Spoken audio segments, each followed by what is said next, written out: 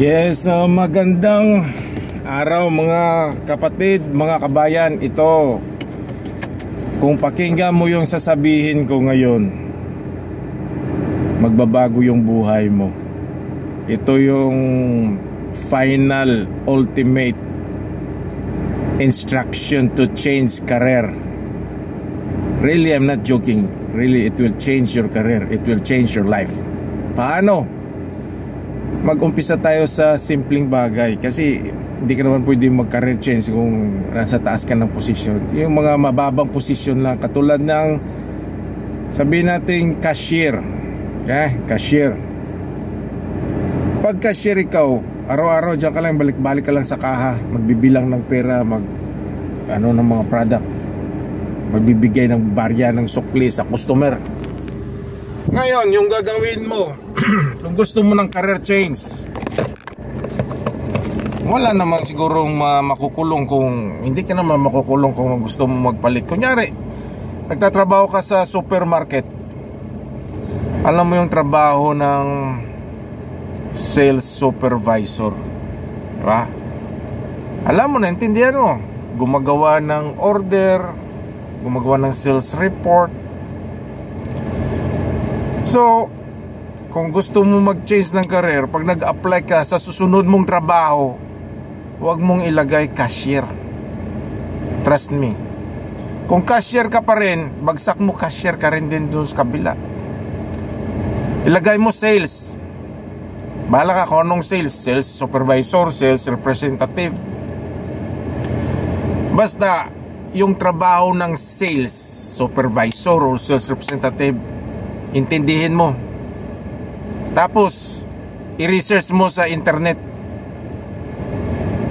At during the interview, kung anong sinulat mo doon sa resume mo, yun naman yung itanong ng manager sa iyo, ng HR.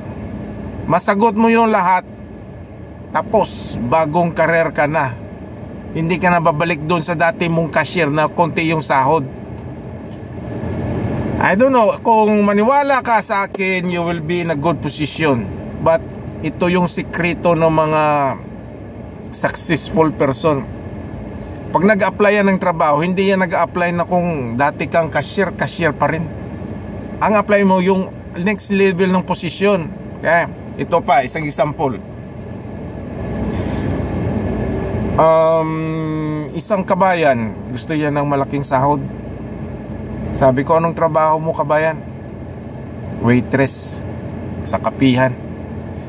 So kung gusto mo ng malaking sahod, walang malaking sahod sa kapihan, especially waitress.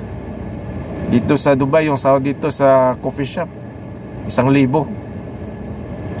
Hindi kaya 1,500. Kung gusto mo ng sahod na 3,000, 4,000, mag-engage ikaw sa managerial, sa management level or mid-level position, hindi yung andun ka sa entry level. Ito ngayon yun. So kung waitress ikaw, gusto mo ng malaking sahod, palitan mo yung resume mo. Huwag kang maglagay dyan ng waitress. Ang gawin mo dyan, either gusto mo maging barista, kasi nandiyan ka naman eh. Kita mo naman yung trabaho ng barista, pipiga ng kape. Yun ang ilagay mo sa CV mo o sa resume mo. Kasi pag barista ka, iba yung status mo, stato mo, malaki yung sahod dyan. Siguro barista mga 3,000 or 2,500. At least from cashier, nag-angat na yung position mo, diba? So yung idea mo dyan, pag nagpalit ka ng career, gumawa ka ng resume, hindi waitress, ilagay mo doon, ay gusto mo maging barista. Tapos check mo lang sa internet kung anong trabaho ng barista.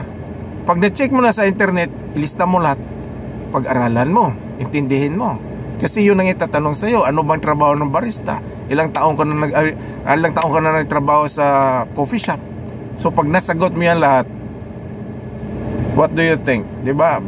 Panibagong trabaho yan. Career change.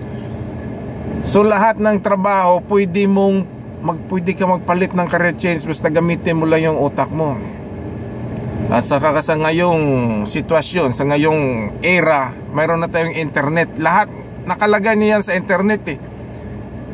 Huwag puro YouTube dyan na mga mukbang na naglalamon, tapos mga Pilipino video na mga walang kwenta. Makinig ka dito, advice kita kung anong gagawin mo.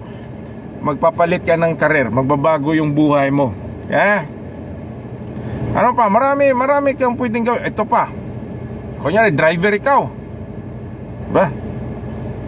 Pwede ka ng personal driver. Bakit ba gusto mo mag-driver, personal driver? Kung mag-driver ka sa sales driver, mas malaki yung sahod. Kung personal driver ikaw, sasahurang ka lang ng 1,000, 1,500. Pag nagtrabaho ka sales driver, sahod mo 4,000, 5,000 dirhams. So anong gawin mo? Magbukas ka ng internet, tingnan mo kanong trabaho ng sales driver. Yun, ganun lang ganin mo. Ipag-isipan mo, isusulat mo lahat, pag-aralan mo, mag-apply ka sales driver sa delivery. Yun lang, kung alam mo yan, it will change your life. So yan lang, simple advice. Thank you.